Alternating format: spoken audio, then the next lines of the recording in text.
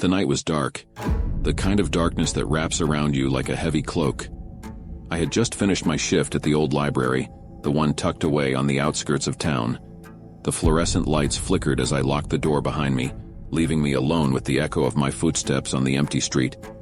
The air was thick with an unsettling silence. As I walked briskly towards my car, I couldn't shake the feeling that I was being watched. Every rustle of the wind and distant creak seemed to whisper secrets in my ear. I quickened my pace, the keys clutched tightly in my hand, the metal edges biting into my palm. Glancing over my shoulder, I saw nothing but shadows dancing in the pools of dim streetlight. I reached my car, a beat-up sedan that had seen better days. The engine cooked to life, and I pulled it out of the parking lot, the gravel crunching beneath my tires. My apartment was only a few miles away, but the journey felt longer in the oppressive darkness. The night seemed to swallow the familiar landmarks, turning them into sinister shapes. As I turned onto my street, a shiver ran down my spine. The feeling of being watched had intensified. I nervously glanced into the rearview mirror, half expecting to see a pair of eyes staring back at me. Nothing, just the empty road behind. I parked in front of my apartment building, a crumbling structure that looked like it had weathered 1,000 storms. The air was heavy with an unnatural stillness. I hesitated before getting out of the car, my hand hovering over the door handle. The unease settled like a stone in the pit of my stomach. My apartment was on the 3rd floor, a dimly lit corridor that seemed to stretch into infinity. The flickering overhead lights cast eerie shadows on the stained wallpaper. I fumbled with my keys, my heart pounding in my chest. As I reached my door, I couldn't shake the feeling that something was following me, a presence just at the edge of perception. The apartment was silent when I stepped inside. The only sound was the distant hum of traffic outside. I turned on the lights, banishing the shadows that clung to the corners. My small living room felt like a haven, a sanctuary from the unsettling darkness outside. I closed and locked the door, my hands trembling. I tried to shake off the fear that had settled over me like a heavy fog. Maybe it was just exhaustion playing tricks on my mind. I made my way to the kitchen, flicking on the light switch. The harsh, fluorescent light revealed a room frozen in time, dishes stacked in the sink, a half-empty cup of coffee on the counter. As I prepared a quick meal, I couldn't shake the feeling that I was being watched.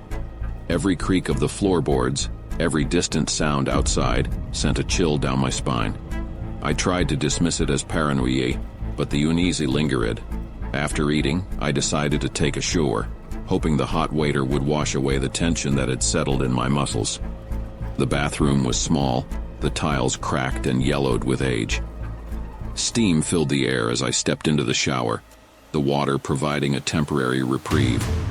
But as I closed my eyes and let the water cascade over me, a cold breeze whispered through the bathroom. I opened my eyes, heart pounding, and saw the shower curtain billow out as if caught in an invisible wind. Panic gripped me as I reached for the curtain, pulling it back with a trembling hand. There, in the misty reflection of the bathroom mirror, was a figure, a shadowy silhouette standing just outside the shower. My breath caught in my throat as I stared at the indistinct shape. I blinked, thinking it was a trick of the steam, but the figure remained unmoving. I stumbled backward, slipping on the wet tiles. The figure outside the shower seemed to grow darker, more defined. My mind raced with possibilities. An intruder, a ghost, a manifestation of my own fear. I grabbed a towel, hastily wrapping it around myself, and opened the bathroom door.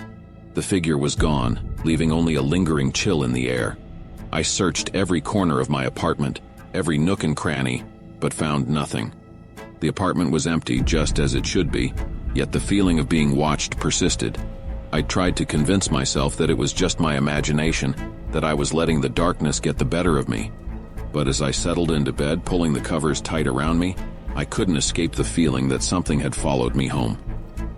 The shadows in the corners of the room seemed to writhe, taking on a life of their own.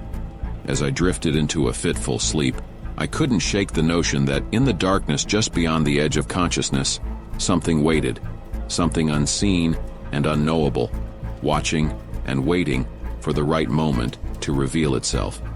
And as the night wore on, the silence was broken only by the echoes of my own uneasy breaths and the distant, ominous creaks of a building that seemed to hold secrets of its own.